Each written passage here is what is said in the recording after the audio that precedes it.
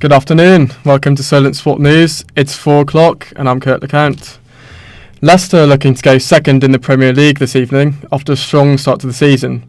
Victory at Leeds would move them above Tottenham and a point behind league leaders Liverpool. However, there's no way that Leicester manager Brendan Rodgers will be taking a solid, newly promoted Leeds for granted.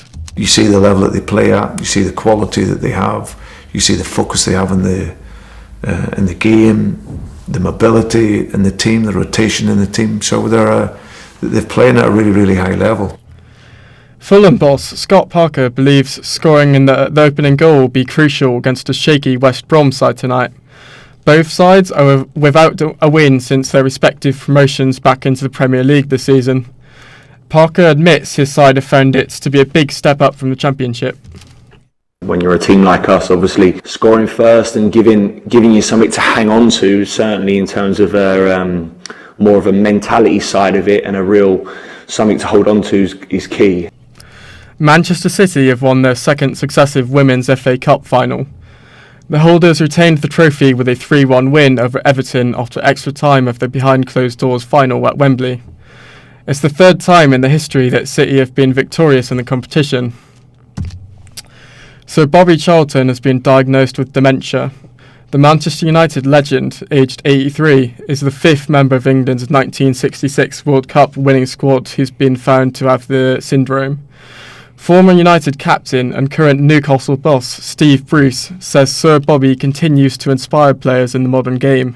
In the 10 years I was there nearly at Man U, he came round every game and shake you by the hand and comes into the dressing room, and that presence of, wow, there's Sir Bobby Charlton, what a player he is. I wish him well. It's been announced today that the FA Cup will still go ahead on the government has deemed it to be a form of elite sport.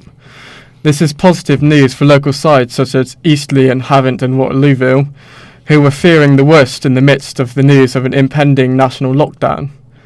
Both Southampton teams will feature on the upcoming weekend respectively.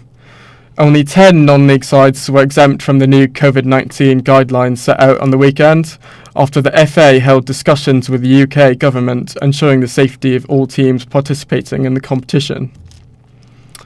Wales Rugby Union coach Wayne Pivatt says the Six Nations loss to Scotland is not how they wanted to mark captain Alan Wynne-Jones's world record 149th cap. Wales went into the second half leading by 1 point, but only managed to put 3 more points on the board, which saw them beaten 14-10. Pivatt says they'll have to reset before they play Ireland in less than 2 weeks' time. Whether it be the 140 odd caps that Alan Wynne's had, or the first cap for Shane Lewis Hughes, it was and not for anyone involved. You know, it's a very, very disappointing result for us. And as I say, we now have to regroup and get 2 weeks to get that result right for the Irish match. We're now going to look at the momentum esports has within the UK, following a newly formed tournament organisation called THS. Mark Fenner follows that story and the potential impact of COVID on the gaming community. Falcon punch! Oh, gets the read and get it! Oh, just takes it! So far, Mr. R doing such a fantastic job racking up that damage on S1. Oh, what a great PK funded too! Tense games, passionate crowds, winners and losers, but not in the sport you expected. These are just some of the many examples of competitive Smash Bros Ultimate, a fighting game with one of the largest esport followings in the world. Team Heavy Salad are a newly formed tournament series in the UK. The founder, Henry Noble, told us about the group's inception in the competitive scene. We started THS as a group of friends. We had a passion and a willingness to compete, and there wasn't really anything big in the Northwest. So we saw a niche and we just thought, you know what, go for it. Hosted our first tournament and it went really well, and we've just grown it from there. The UK has a small esports following compared to other countries like Japan and the United States. But momentum is growing, with more newcomers taking a step into the community. THS fan Cameron John thinks Smash Bros can only get bigger.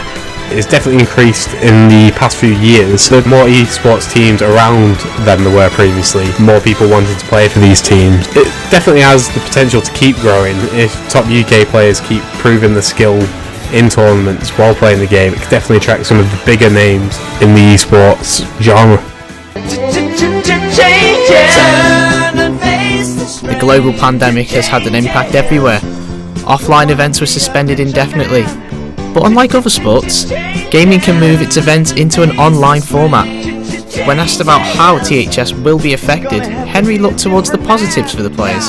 So THS and the FGC community have had a bit of a rough time in the pandemic, but I'd say that it wasn't as bad as for a traditional sport because we obviously have the option of running events online. Online events aren't necessarily the same as an offline event, but they do provide a pretty similar experience. These are easier to set up as well, and just generally quite a nice way for players to practice in a similar environment to what they'd be getting outside of the pandemic. So it's been okay, it's been solid.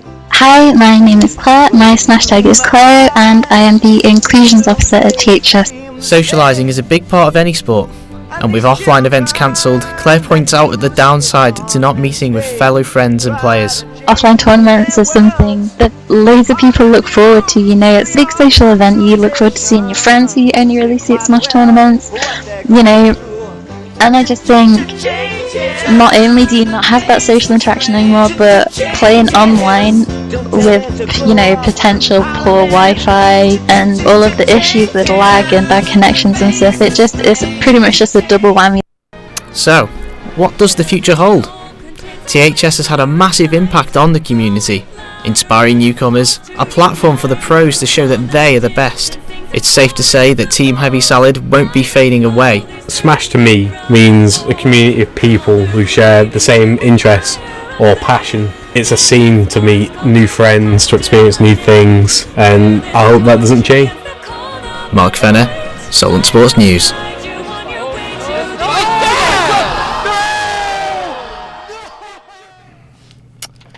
Hopes of a British winner petered out on the final day of golf's Bermuda Championship.